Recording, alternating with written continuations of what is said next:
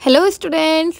तो हम कर रहे थे माइक्रो इकोनॉमिक्स। आज हम माइक्रो इकोनॉमिक्स में सेकंड चैप्टर स्टार्ट करेंगे जिसका नाम है कंज्यूमर्स इक्विलिब्रियम। तो चलिए देखते हैं इस चैप्टर में क्या क्या है। चलिए स्टार्ट करते हैं।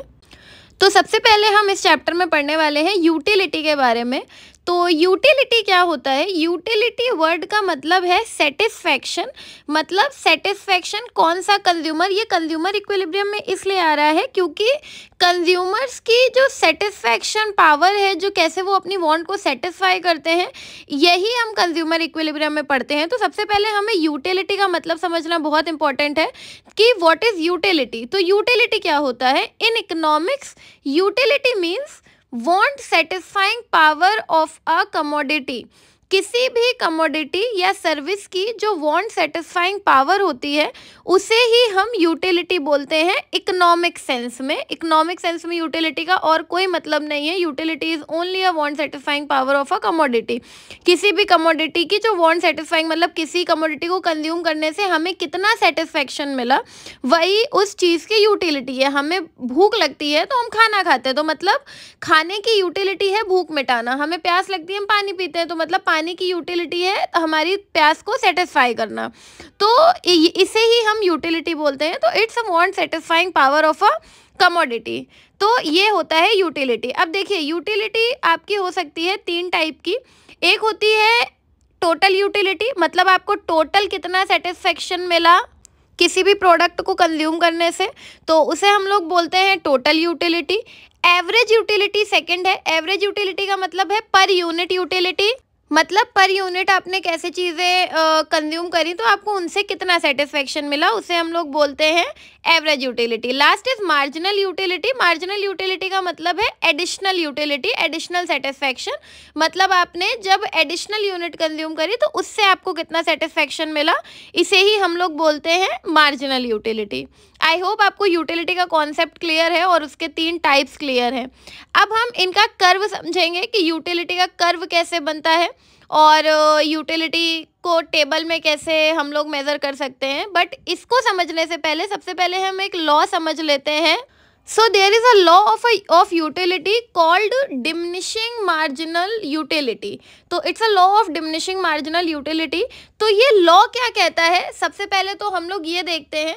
तो इस लॉ के according this law states that as we consume more and more units of a commodity, the utility derived from each successive unit goes on decreasing or diminishing।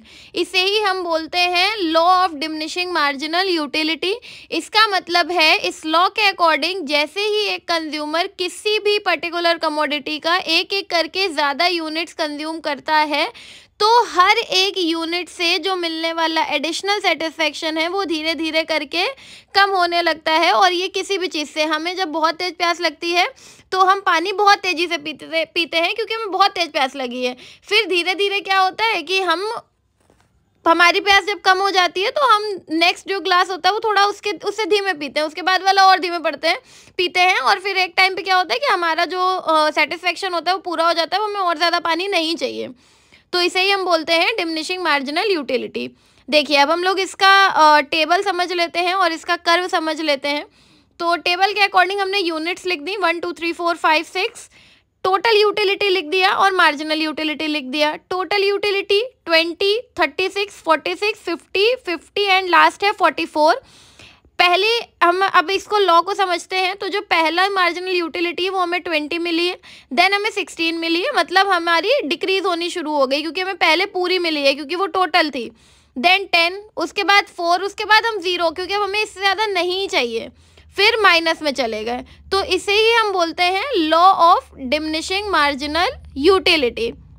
Next, और जिस पॉइंट पे हमारा TU यानी total utility अपने max पे होती है उसी पॉइंट पे हमारी मार्जिनल यूटिलिटी 0 होती है और इस पॉइंट को हम पॉइंट ऑफ सेटिटी बोलते हैं।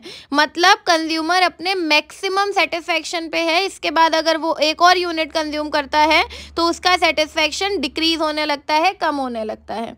अब हम इसका कर्व समझ लेते हैं। हमने एक्स एक्सिस पे यूनिट्स लिख दी, वाई एक्सिस पे एमयू लिख दिया। डाउनवर्ड स्लोपिंग कर्व बनेगा, पॉइंट टू पॉइंट प्लॉट कर देंगे। जहाँ पे एमयू 0 होगा वही पॉइंट होगा पॉइंट ऑफ सेटिटी, और एमयू उसके बाद में नेगेटिव चला जाएगा। तो ये था law of diminishing marginal utility.